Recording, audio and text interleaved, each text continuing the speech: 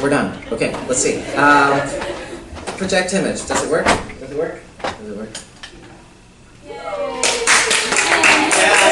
Yes! Alright, so we don't have an official moderator for today. That's okay. I'm just going to introduce everyone because I've been doing that a lot. So, I'm Brian. You probably know that. I'll introduce myself a little more later. First up, we have Amy.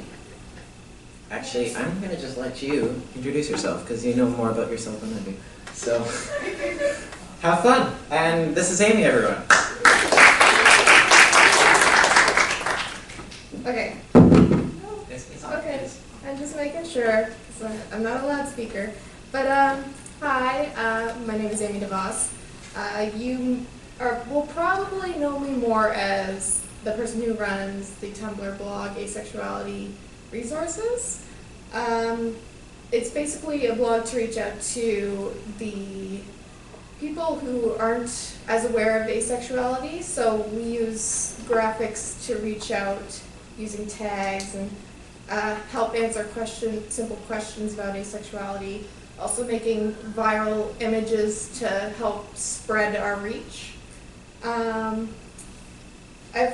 This is basically an example of some of the things that I've done. And we're actually working on a collage of asexual faces. If you're interested in that, you can talk to me later if you want to be a part of that. And I also organize the local asexual meetups in the KW area, which is just about an hour away from here. So if you're from Toronto, you can still come out. We still have some Toronto people that come to ours. I've also been on Kevin Newcomb Live, and I've been interviewed by the Epoch Times. And I've also helped with designing the promotional materials, like your schedules and all that stuff. Okay, so I'm going to talk about tips on presenting. So, first off, these are kind of topics that you could cover when you're talking about basic 101 of sexuality, which is what I'm talking on, what you're going to be presenting. So you could cover the definitions, attraction, romantic, aromantic, libido, sex drive, gray area, attitudes towards sex, so what asexuals feel about having sex and how sex is portrayed in society. Symbols, relationships, those are just examples of what you can talk about in your presentations. And also, some of these tips can also go well if you're trying to come out, because some of these tips might be helpful in those areas. So, tip 1, this is really optional, really, but presenting is a lot of visual, so you're representing a community. And it's important to be seen well so that people can take what you're saying seriously. So sometimes, if you're a little out there, sometimes people make judgments, which isn't great, but it happens. And if you want to, it's up to you. This is really optional, really. But clean hair, those kind of things. So knowing your content. So you're not going to be wanting to having a cue card in front of your face and reading off your points and just kind of being like, make sure you feel comfortable with your knowledge of asexuality, have answers prepared, that kind of thing. And also, it's important to keep eye contact with your audience so you're not stuck looking at the computer, looking at your presentation. So avoid slang and jargon. If you're talking to people who don't know about asexuality, they're not going to know what those terms mean unless you tell them. So things like ace, they don't know that that's short for asexuality and stuff like that. Even with internet jargon, if you frequent the forums on Even, so terms like trolling, you're not going to, if you have an audience that's older, they're not going to understand that, or that if they don't use the internet, it's not going to come across to them. And sometimes it can be seen as tacky sometimes to some people. And that also goes for cake. So if you're going to make a joke about cake, make sure that your audience knows what the cake joke is about so they can get the joke. So being simple and concise. So you want to make sure you're not everyone is an intellectual. Some people have a really limited vocabulary. So if you want people to understand what you're telling them, you have to keep it simple. 5 minutes, okay. So analogies also help with keeping things simple, making sure it's easy to understand. And also for PowerPoints, you gotta make sure you don't have like a huge wall of text so people can easily pick out the points. So visual aids help too, because not everyone's has the same type of learning. I'm gonna speed this up for time's sake, but also time setting up. Make sure you have all your technology that works. I know we didn't do that. We have excuses, but yeah. And speaking clearly, so make sure your audience knows that, make sure you know if your audience can hear you, because obviously they're not going to understand if they can't hear you. And also speaking too fast or too slow. And be relaxed and open. So what I mean by this is you want to help people understand. And if you come off as aggressive and be like, oh, you can't ask that question, that's inappropriate, they might feel a bit guarded, and they'll be like, oh, I don't want to ask a question because I don't want to offend them, and they don't want to be called out on it. But maybe they are there to learn and want to know and don't want to be offensive, but they don't see it as offensive to them. And it's good to not assume that the intention of your audience is malicious, so they may not be trying to invalidate you, they just are trying to understand. And also don't feel pressured to answer questions you're not comfortable with. There's always options like saying that you can answer their questions afterwards more privately, or you can give them resources to find those answers out for themselves. And that's about it for my part of it.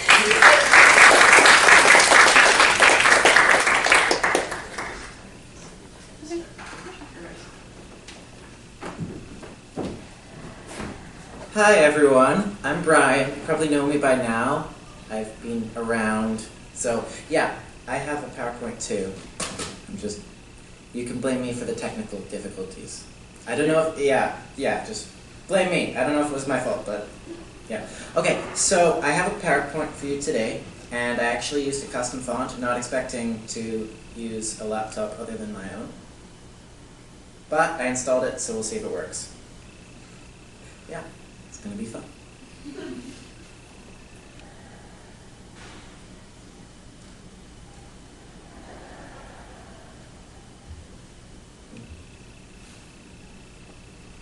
Uh-oh.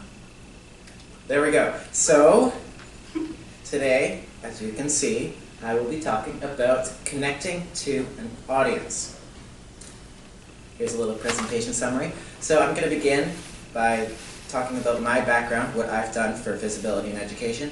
I'm going to move on to selecting a medium briefly, going to talk about telling a story, building an audience, and audience interaction. And let us move on. Brian's background. Everything's A-okay. So, in January of 2013, which was a while ago, I began a project that is now known as Everything's A-okay. You might have heard of us. We're on YouTube. This is basically the timeline. So, I can't really see this laptop. September 2013, our first video launched. In October 2013, our videos were featured on the Huffington Post, and that brought a lot of traffic to us. And December, we had an unexpected hiatus because I was really busy, so we didn't post a video for 3 months. and that was my fault. And then in April, we came back and posted the final video, and then we began planning for the future just a few weeks ago. So yes, I will move on from there. If you want to learn more, you can visit my YouTube. I don't know, can you guys read the text there? Okay, I'm going to read it out word for word for you. I think the rest is white text, but we'll see. Okay, as of today, Everything's A-OK has brought content to more than 400 subscribers, 17,500 viewers, and 130 countries. And if you think that's impressive, Ivy over here has done better. Yes, that is true. Okay. So Everything's A-OK has greatly contributed to asexual awareness and education around the world. And moving on to what can you do? Selecting a medium. Okay, this is all really messy. So I'm actually going to, I don't even know. I'll just talk basically. So I can't read what the first line says, but it says, I chose YouTube because, this is the whole custom font thing. Yeah. Okay. It is a highly recognized platform compared to the Asexuality network. Most viewers are unaware of asexuality compared to Tumblr, for example, where a lot of the users who will be searching that are very knowing of it.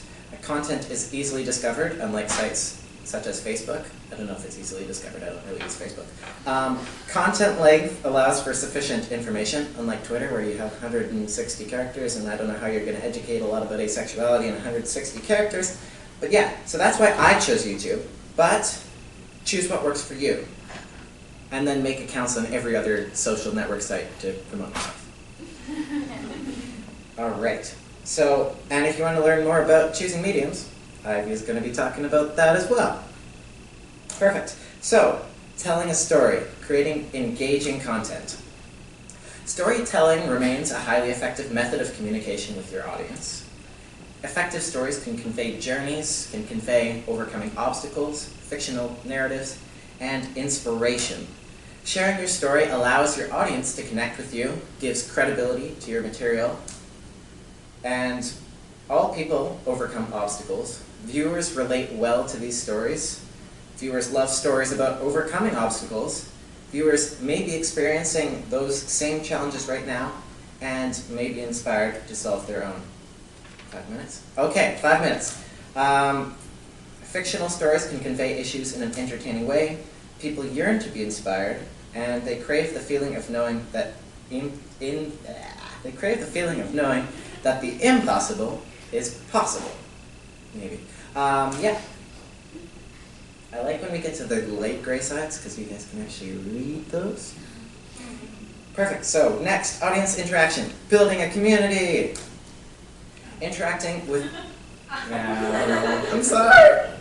Next time. Okay. So follow Amy's tips. Plan ahead. I didn't. Interacting with audience members builds community and entices viewers to return. So methods of interaction, obviously it's important that you reply to comments, messages, emails, that you encourage commenting through open-ended questions, whether you ask a question at the end of your video or you are posting on Tumblr and say, reblog what you think of this. I don't know how Tumblr works either, honestly. Moving on, building an audience. Gathering viewers outside of Avon. Oh, I forgot to finish my slideshow. So, prepare ahead. I was really busy. I'm sorry. Okay, so I'm just going to speak about what I know about this. I shouldn't have closed this laptop, so now we can't log back in, but maybe. But we'll see. This is really a mess. Okay, so obviously Avon's going to give you your basic first 30 or so subscribers, and that's what happened with Everything's A-OK. And that's great. It gives you a good basis, but the issue is everyone who's coming from Avon kind of already knows what asexuality is. So you're not really educating the masses per se. So it is very important if you are trying to get your content out there that you have social media sites on all other sites such as Tumblr, Twitter, that kind of thing. I do have those sites, I just don't use them that much, but I should. And you should too if you do that. A lot of views from Everything Say OK have come from postings to Reddit and Tumblr, oddly enough, and even though we don't use Tumblr really. And as such, just using external sites really helps build your audience. If you can be lucky enough to get a major news group such as the Huffington Post to just randomly post about your content, that works really well too, and that will direct thousands of views to your channel, so I recommend it. I don't know how you get that hookup, but I did somehow. And yeah, so basically that's building your audience. And yeah, I'm going to welcome up Ivy, who is also going to give a presentation. Hopefully this laptop allows us to use it again because I closed it. It's okay, I can do it without. I think fine, maybe. I didn't even transfer. We're fine, okay. I didn't even transfer it on there, so. Pretty sure? Yeah. Okay. I couldn't. And then we will be having a question and answer session afterwards. So if you have any questions and you're confused by all the content that's a little messy, there you go. Please welcome Ivy. So I'll just do this without PowerPoint, and you know what? There's a water bottle right in my face. I think this is my water bottle that I left here, actually. So I have no visuals, but I'm just going to talk to you, and hopefully we'll deal with it. If you won't, you will walk out, and I'll deal with that. So I'm Ivy. That's what my friends call me. It's a nickname, shortened form of my online handle, which is Slang Ivy. Some of you may know me from YouTube and Tumblr, where I'm Slang Ivy. The name that I write professionally under is Julie Saunders-Decker. That is on my book, which some of you saw out in the hallway. It comes out September 2nd, so. Yeah! Gosh, you guys are so nice. My heart is melting every time somebody gets so excited about my book, so thank you. So I'm going to tell you a little bit about the various kinds of presentations, media, writings, content that I have created over the years. I got my start writing a personal essay. This was just on my own web space where I ranted about things like my roommate bothering me and running out of toilet paper, and oh yes, these are 10 things people always say to me when I say I'm not interested in sex. So, you know, I didn't have any kind of community aspirations. I didn't have any purpose in mind for this except to get it off my chest. At the time that I wrote this essay, it was pre-AVEN, pre-asexuality, community, anything, and I called myself non-sexual. That was the only word I had for it. This was in 1998, I think, was when I posted it first. So it was just 10 things that I found annoying. So what this led to was a occasional media attention and interaction from people who were finding themselves in my story. And so even though I didn't have any intention with writing this, what this led to was one form of interaction that I learned about. So writing a personal essay on your own web space or in a small space, the advantages to this are that you have complete control of your content, and you can make it whatever you want. And it's also very personal and easy to connect to. So you will get interaction from individuals, but that is also leading into the disadvantages, which is that it is only individual connection. This is not a broader community way to get a message out generally, unless your post happens to go viral or something. So there's no mainstream legitimacy, so to speak, for writing a personal essay on your own space. But what this led to for me was mainstream media attention. I got several interview requests from that, and over the years I have been interviewed in Salon, in Huffington Post, I was in Marie Claire, the UK magazine Best, the Daily Mail. So, yes, I will talk about that in a minute. I have rarely been pleased with how I was presented, how I was set up in these articles, very, very rarely, but it was mainstream attention. So even though you can't, as Brian was saying, even though you can't arrange that really without someone proposing to you from one of these news agencies, it's the advantage of it is, of course, is huge exposure for your issue. The disadvantage is, again, you're going to get attention that from this magazine that's going to write you however they want to. And for a recent article, they grabbed a picture off of my website, or off of my Facebook, sorry, of me in my bathing suit for the article. They didn't even ask me for a headshot. They just figured this is going to get clicks. She's in her bathing suit 9 years ago. So that's how they decided to portray me. I've been, in another, this was the Daily Mail, I was referred to as a bisexual psychologist named Julia. So go figure that out, I don't know. So that is a major disadvantage to being in mainstream media, is they will probably get it wrong and you won't be able to do anything about it.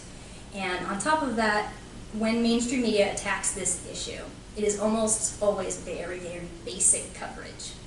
It is very rarely nuanced at all. So it's, hey, these people exist. Isn't that weird? Okay, now what's going on in soap operas? Anyway, the next thing that I tried in order to reach out to people in the asexual community, because I was inspired by how much discourse this was creating, was I decided to start making YouTube videos. So as Brian was saying, there are a lot of advantages and disadvantages to that medium. I make two channel. Well, I have one channel which is Slang, and I made 2 web series on there. One was just a video version of my top 10 list, and the other was Letters to an Asexual, where I read my hate mail. And usually, sometimes it's nice letters, rarely. So the advantages to being on YouTube is, again, it's very personal, it's very accessible, and the visual medium is it reaches a different type of people. And you can also subtitle your videos on YouTube, which is something that I do to make them more accessible to everyone. And so, of course, the disadvantages is the vile comments. And YouTube is famous for vile comments and personal attacks, and also a loss of anonymity, because you're putting your face there. You can't hide behind your text anymore.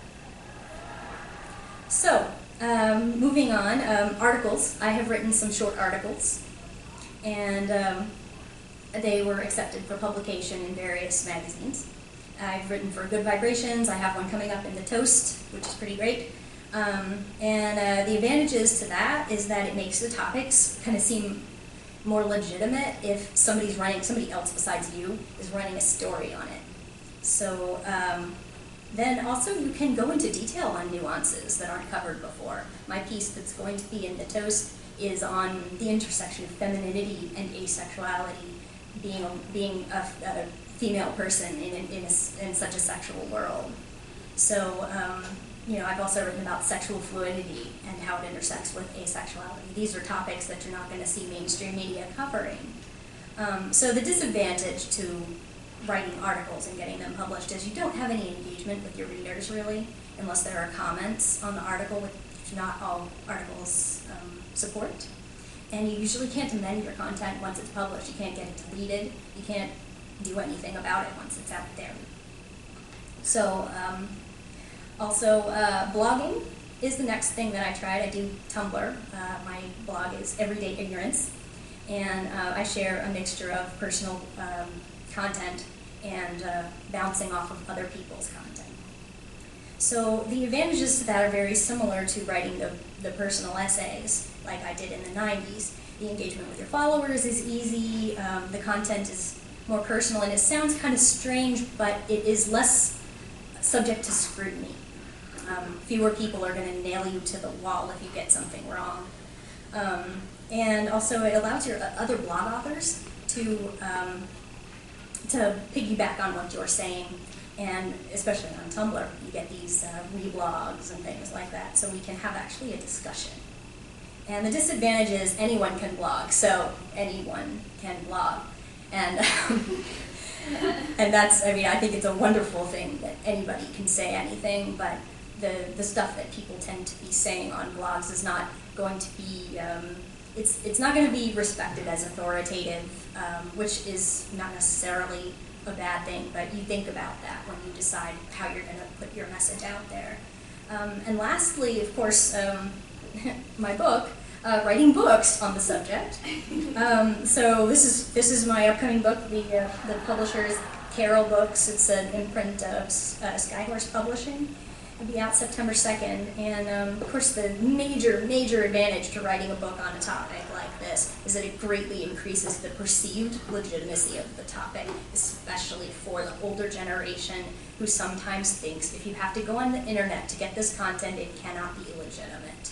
So I can't even count how many times I've seen a story of a young person saying, I came out to my family, they went to the bookstore, there was no books on this, so they assumed it isn't real. So I've written the book so that people will find it there. Of course, the disadvantage is that mainstream publishing is not accessible to very many people. They're very obsessed with platform in nonfiction publishing. But the good news is you can also write a fiction book and try to get that published through small presses, large presses, self-publishing, anything. I'm actually going to try that next. I've got a book planned with an asexual main character. So we'll see where that gets, but getting published is very difficult. It really was a big pain in the butt, I'm telling you. So, but finally, the conclusion here is that the medium that you choose for message, what you should be considering is the type and the level of interaction that you want. You should be considering the perceived legitimacy of how you want your stuff to be perceived by the masses and the control of the material that you desire. That's it.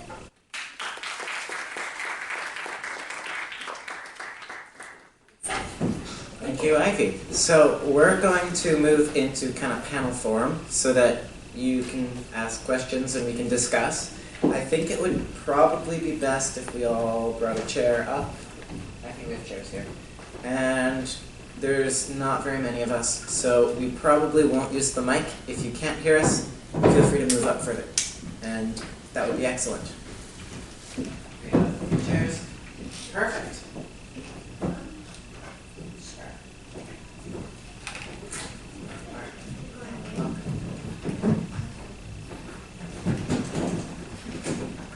So, do we have any questions? These can be on how can I get my message out there, or what should I do, etc. Just anything. Yes? What is the message? Is it only like to promote visibility? Is it to inform, like the objective? Is it to inform people who don't know about it?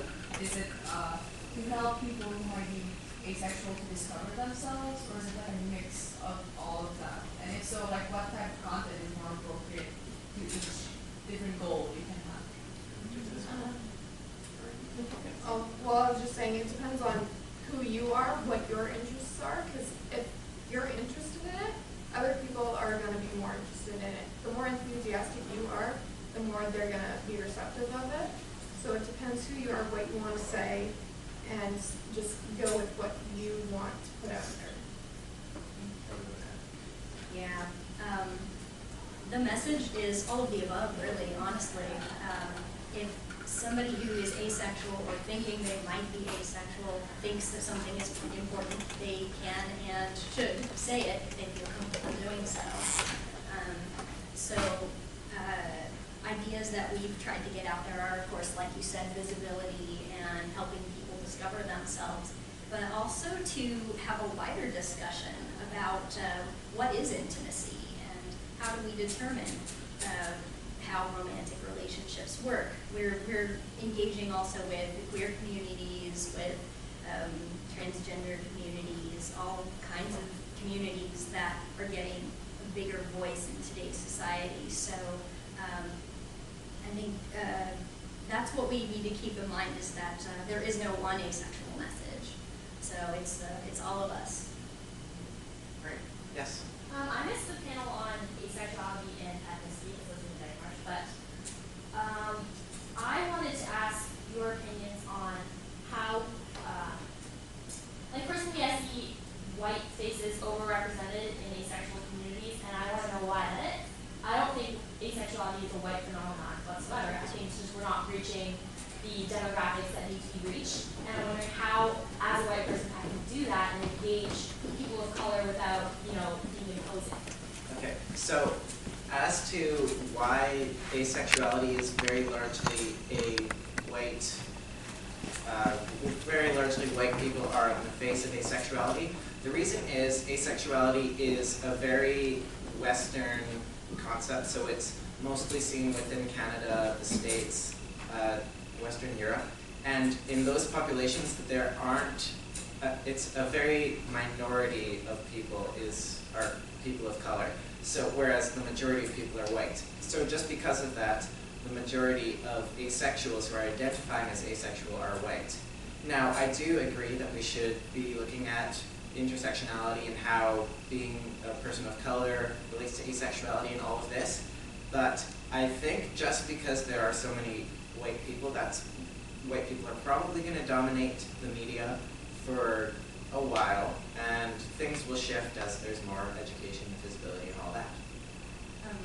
And I would like to say that I have a section in the book, in my upcoming book, about asexual people of color, and of course, as a white activist, I don't feel that I should be the mouthpiece for what they say, what their particular experiences are. So I asked them, what would you like this section to be about? And a lot of them have said, more often it's Black Americans, Black people in the West, and Latino, gender neutral.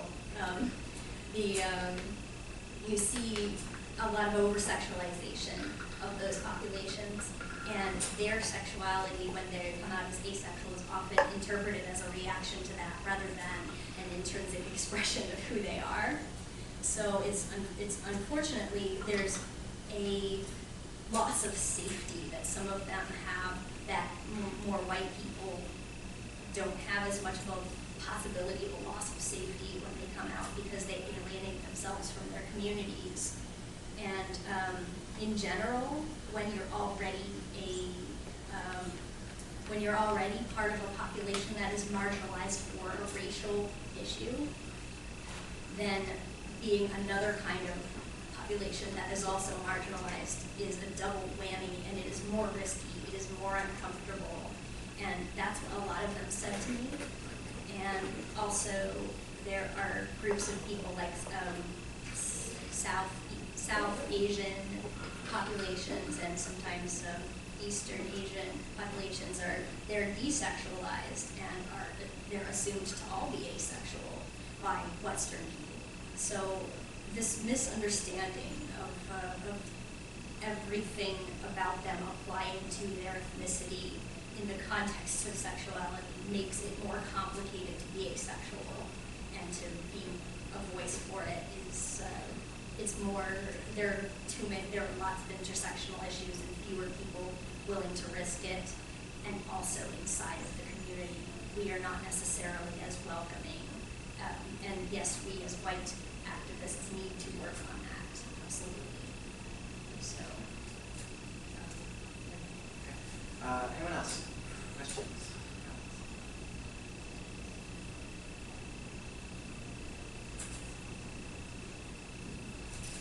sorry I rambled so much there. Yeah, it's good because they haven't thought of a question yet. So, this panel cannot continue until you ask a question.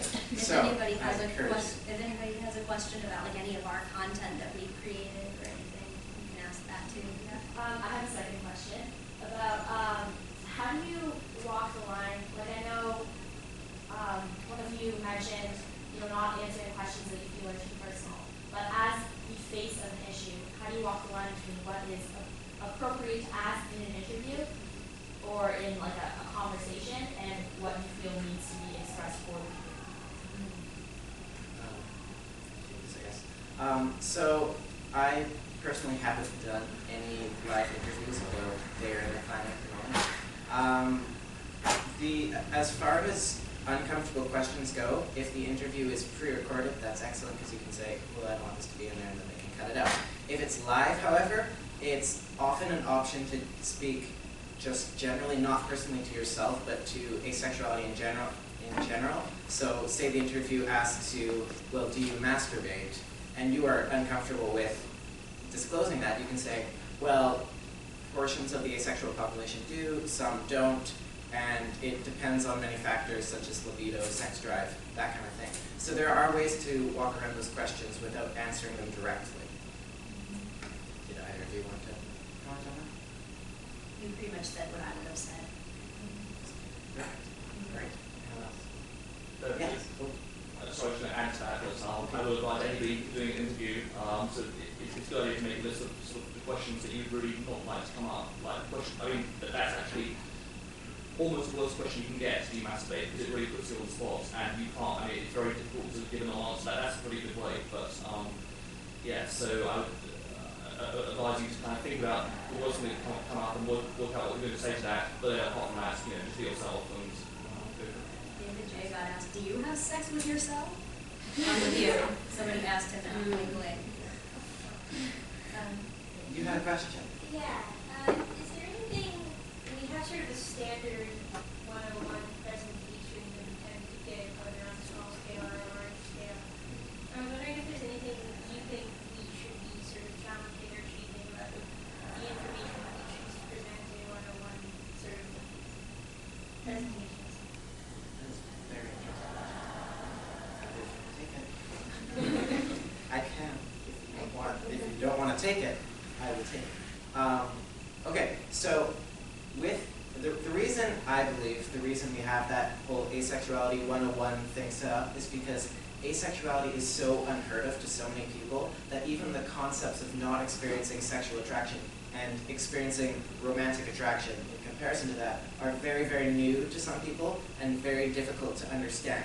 So as soon as you start bringing in all these other offshoots, all these other topics, it becomes a lot more difficult for whoever's listening to you to get the basics. I personally believe it's more important that whoever's learning about it at first gets the basics down rather than gets some other topic that may not be discussed very often, but won't overall contribute to their knowledge of asexuality as much as the basics. I think as our social media and as we as a society grow towards understanding asexuality more, we can start looking at those topics more.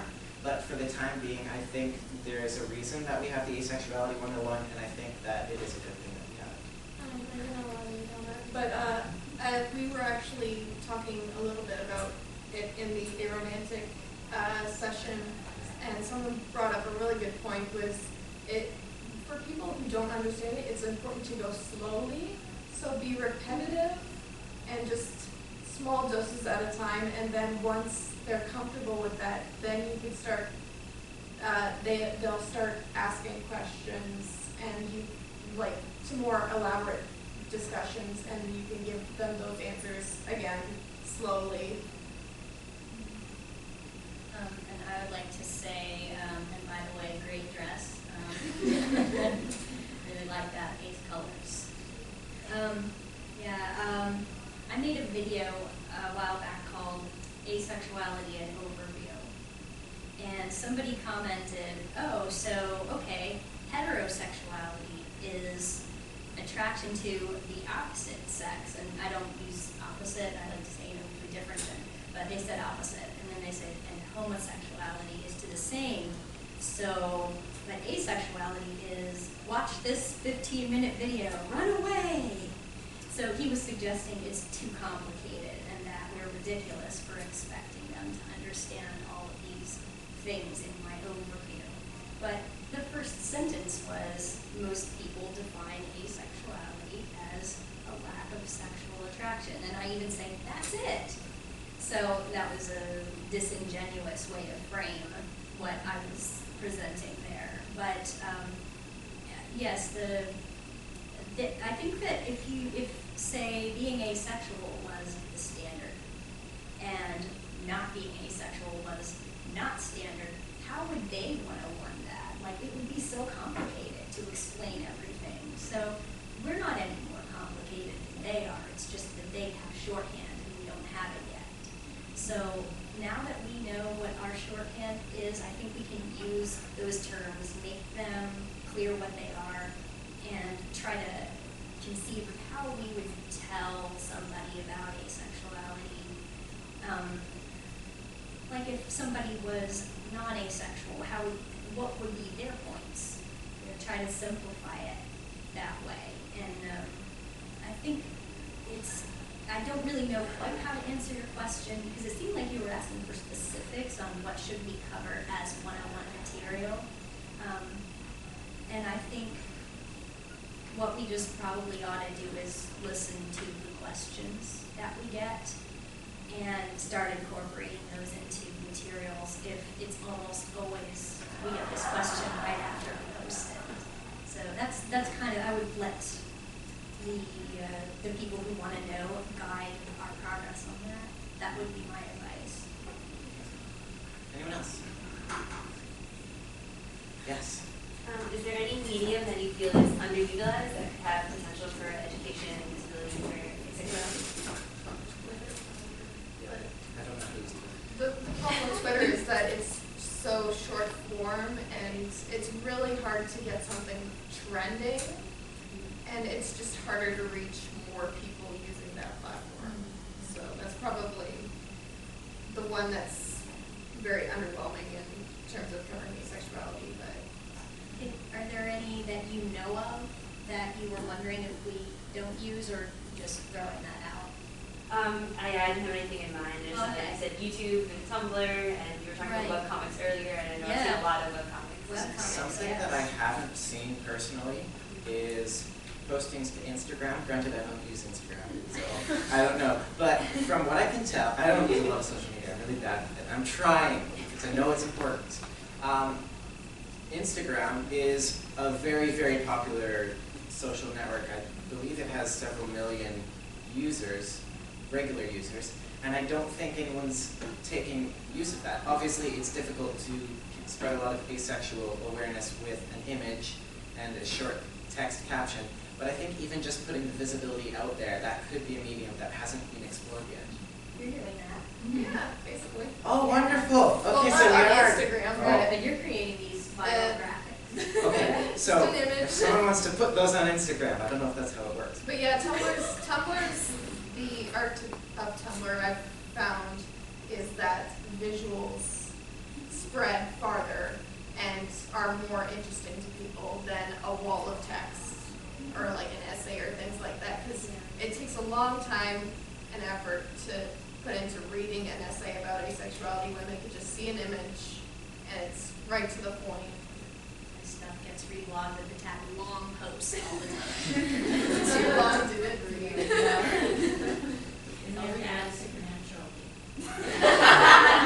You know what though? Twitter has taught me to be more concise. Not very well, but you know, I still am a bit rambling. I'm sorry. So I've had to shorten just about every piece of writing I've ever had accepted for publication, with the exception of the toast. They asked me to make it longer, and I almost fainted. Well, for some people, that's what they prefer. They want Yeah. like deep conversation, and Yeah. that there's a market for it. It's Yeah. just significantly smaller than others. Yeah. Well, that enabled me though to go into personal details, because I thought I was done on that subject. It was intersection of asexuality and femininity and what my experiences have been. And I was able to make it more personal and more detailed. And I don't know when that's going to run. They told me end of June or early July, so it should be hitting any time now. So it should be tomorrow. Yeah, I'm really looking forward to that. That's a new, I don't know if you've heard of the Toast, it's the-toast.net. And they're like an up and coming, really cool blog. I read a really cool story there on somebody who was the partner of a transgender person writing about their experience. Very cool personal stories, and they also they also publish funny stuff, and like what I just said, and factual things too. It's pretty great. I like that site. I don't work for them. Anyway, what else? Okay, I want to do a third question. Go for it. Just go. Okay, do you find it useful, I guess it's situational, but on the whole, to like engage in trolls and haters and stuff like that? Like that has the potential to go viral, I know, but sometimes it's just so exhausting. It's not useful because you're not going to change their mind. What I've learned from a lot of people, most people are very, very persistent about their cause. They really want their cause to succeed. They won't listen to any other argument. For many people, as logical as you may be, as many facts as you may present, they're going to stay stuck in their ways. So engaging trolls is a waste of your time. I mean, you're wasting their time, so that's nice. But they're just going to continue trolling. So I personally say ignore the trolls. If you want to delete them, that's fine. But yeah, I say no. If you have their opinion, that's cool. But Don't do it. It's so much emotional stuff. You don't want to just ignore it. Well, trolls do have one use. And I use them a lot.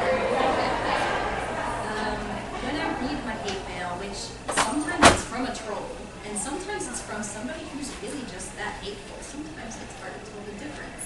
Because what the trolls are saying is usually a more aggressive, more vile version of what some people are thinking, that are nicer about or don't say. So what I do is if I showcase the worst example of somebody saying this and give reasonable arguments about why they're a piece of crap, then people start to understand why that is really offensive to say because they've seen it phrased in such an awful way, and I can boil that down to what the core of their objection is.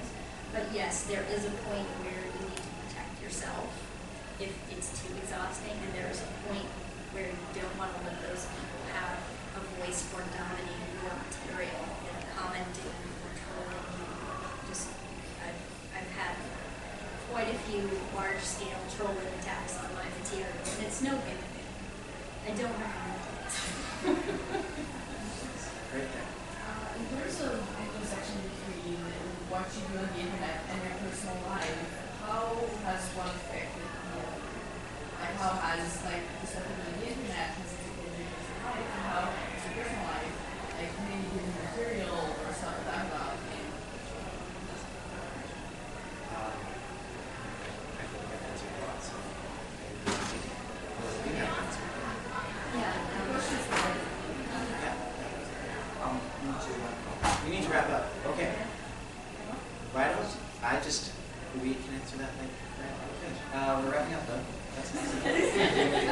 Because everyone's coming in here now. So, Okay. yeah. Yeah, but I can address that real quick. Perfect. Go for it. Okay, well, I'm one of the more high-profile people, and it's definitely kind of taken over a part of my life to have to do all of this interaction and whatnot. But in my case, I've actually been like recognized at the grocery store and at the karaoke bar, and shopping with my sister and stuff. So if enough people see your stuff, you do sometimes leads into your life at a place where you may not want it to be there. That was a really awkward conversation with my friend's birthday. Hello, I saw you on TV. And then they want to talk about sex things. I don't mind talking about that in a personal situation. But in general, like that, the fact that I am a writer and that I write about this means that I end up having to answer and go into these discussions pretty much anytime somebody asks me. And that, I sometimes have to put a lid on that if I don't want that conversation to go there. Because in general, though, I am committed to the cause enough that I don't mind sometimes having uncomfortable conversations. So, but I don't think most people would end up on that kind of stage. I think that in general it would be less interference in your personal life.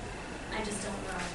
As long as your mental health is intact and you don't let the really awful stuff get to you, then you should be good. But sometimes those emotions can kind of bleed in and take effect if you're constantly bombarded with stuff, especially if you get a lot of traffic for what you're doing.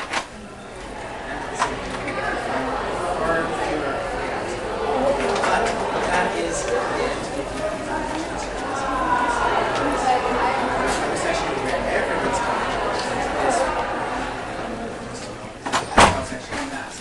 Really quickly, I was